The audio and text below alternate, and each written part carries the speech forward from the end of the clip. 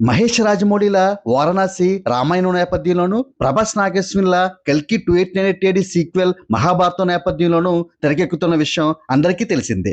ఇప్పుడు ఈ రెండు సినిమాలపై ఆయా మేకర్స్ ఇస్తున్న అప్డేట్స్ చాలా ఆసక్తిని రేకెత్తిస్తున్నాయి. ఇటీవల రాజమౌళి తండ్రి విజయేంద్ర ప్రసాద్ ఒక ఇంటర్వ్యూలో మాట్లాడుతూ వారణాసిలో రామాయణం ఎపిసోడ్ లో చూపించే యుద్ధం అందరూ అనుకున్నట్లుగా రామరావణ యుద్ధం కాదని, రాముడికి కుంభకర్ణుడికి మధ్య జరిగే యుద్ధంగా ఉండబోతుందని చెప్పారు. దాదాపు అరగంట సేపు సాగే యుద్ధ సన్నివేశాలను రాజమౌళి తనదైన శైలిలో నభూతో నా భవిష్యత్ అనే రీతిలో తెరకెక్కిస్తున్నాడని తెలుస్తోంది.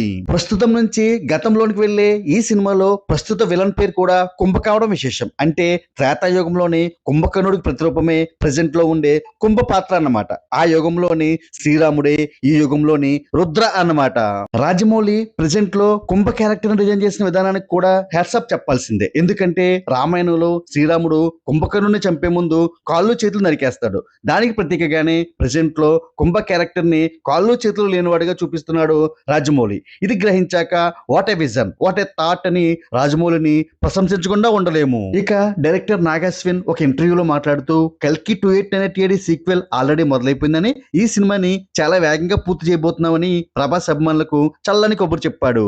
ఈ సినిమాలో కూడా కర్ణుడు పాత్ర నేపథ్యంగా వచ్చే మహాభారత ఘట్టాలు హైలైట్ గా నిలవబోతున్నాయి. ఆల్రెడీ ముందు భాగంలో మహాభారతం నేపథ్యంలో వచ్చిన ఎపిసోడ్స్ అద్భుతం అనిపించుకున్నాయి. ఈసారి అశ్వత్థామ సుప్రీం యాస్కిన్ పాత్రలతో పాటు మహాభారత నేపథ్యంలోని కర్ణుడి పాత్రని ఒక రేంజ్ లో ఎలివేట్ చేయబోతున్నాడట నాగశ్విన్. ఏది ఏమైనా ఇలా రెండు ప్యాన్ రోల్ సినిమాలు రామాయణ మహాభారత నేపథ్యంలో తెరకెక్కనుండడంతో ప్రేక్షకుల్లో విపరీతమైన ఆసక్తిని రేకెత్తిస్తున్నాయి. వారణాసి కల్కి 2898 సీక్వెళ్లలో మీరు ఏ సినిమా కోసం ఏగర్గా వెయిట్ చేస్తున్నారో కామెంట్ చేయండి.